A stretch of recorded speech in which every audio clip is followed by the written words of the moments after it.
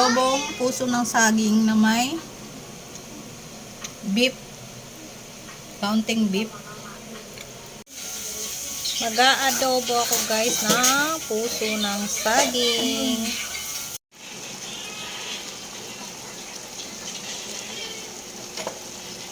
Eto na yung puso ng saging. Pakuluan ko muna siya bago ko i-adobo.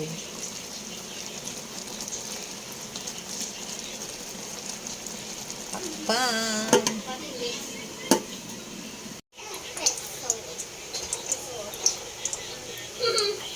Nagpainit na ako ng kawali.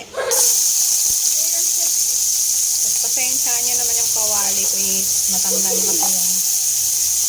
Mas favorite kong gamitin yan kaysa dun sa bago.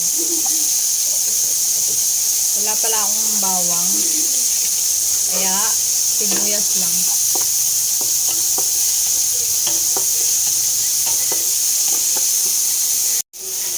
At syempre yung ating sahog. Kaunting meron kasing kaunting baka sa ref. Kaya na lang yung aking sasahog.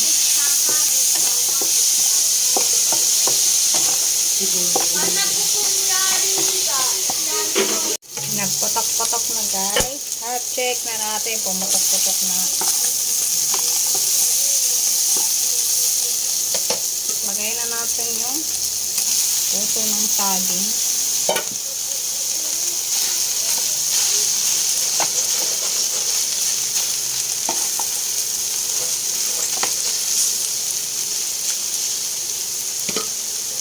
Siyempre, yung sabaw ng baka.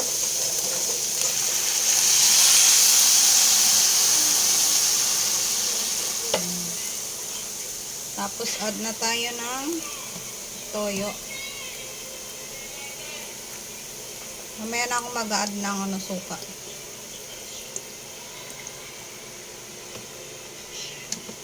Paminta powder.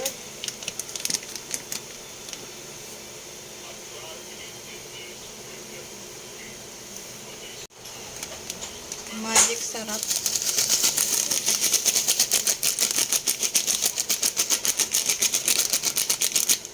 Lagay ako laurel. Tsaka ako tatakpan. Mamaya ako na siya haluin.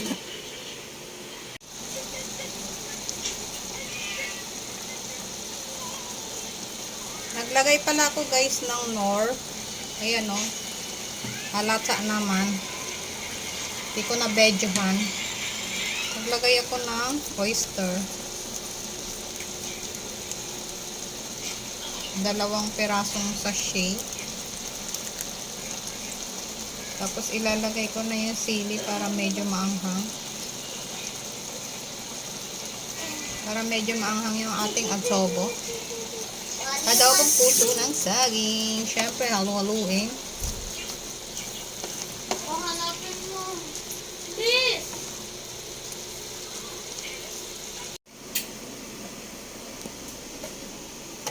Check na natin guys ang ating ulam. Wow.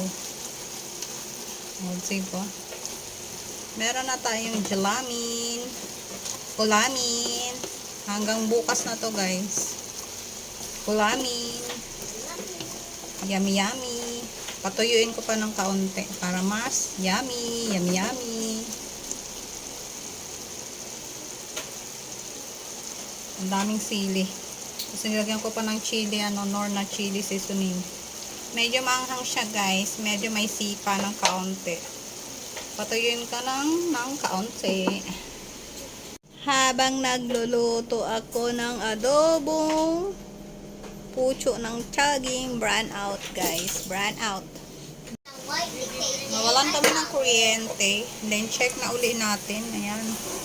Wala na siyang sabaw. Perfect na to guys.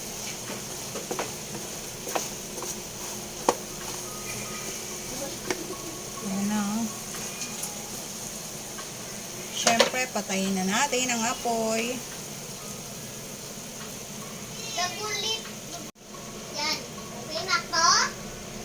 Ito na yung adobong puso ng saging na may beef, Kaunting beef. Sobrang sarap niya guys, maanghang.